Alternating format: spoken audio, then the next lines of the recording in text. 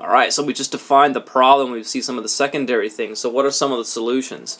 Solution number one that I provide with people is look at your diet. And sometimes I do testing to confirm what we need to do with diet. Is there food sensitivities? Is there food allergies? Is there things going on in the intestine that are brewing yeast? Is there mold? Is there fungus? You know, what's going on there? So there is some testing aspect.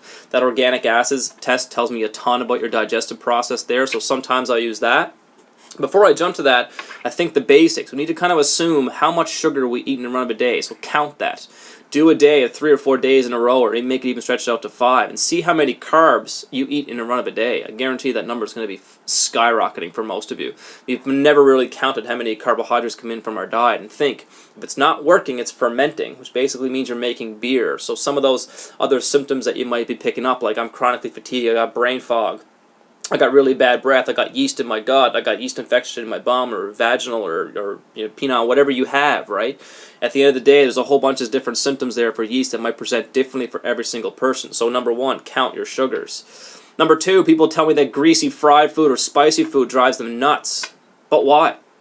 It's probably not the spice at all. It probably has everything to do with what's in the spice. So you got carbohydrates that you can't digest because it's wrapped in flour. You got a really, really crappy oil that's baked in, which your body can't burn, can't digest it, so it's going to ferment it again.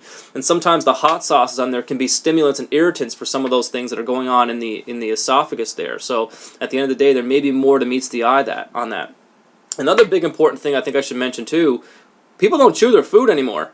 You can eat a pound of wings that's going to give you symptoms in 4 minutes. I've seen people do it. It's crazy. We don't take the time to chew and let our digestive enzymes in our mouth actually start breaking down the carbohydrates. We don't do that. We don't chew enough to get to the point where our food's broken down into small mush-like components. We put literally whole bites of food, chew it 5, 6, 7 times, and then swallow.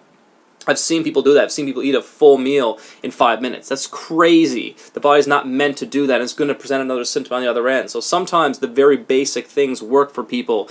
Just slow down. And interestingly, a lot of times overeating is another big important one. Partly because we eat so fast that our body can't keep up with how many calories are coming in. So interestingly, you actually count the calories that come in with your tongue. So it's kind of interesting. There's a hormone release that actually counts those calories that are coming in, you know, roughly, and it gives you kind of a sensation of full at some point. But most of us eat to the point that we're absolutely starved or stuffed. We can't stop. And at the end of the day, our body kicks in later on and says, "Okay, you're full now," but it's already, you know, tons and tons and tons of calories over what it actually needed. So it's kind of interesting that we eat too damn fast. So slow down and chew your food. How basic is that? Something your mother always told you growing up. So thanks, Mom. But at the end of the day, it actually works. So slow down, take your time, and eat your food the right way.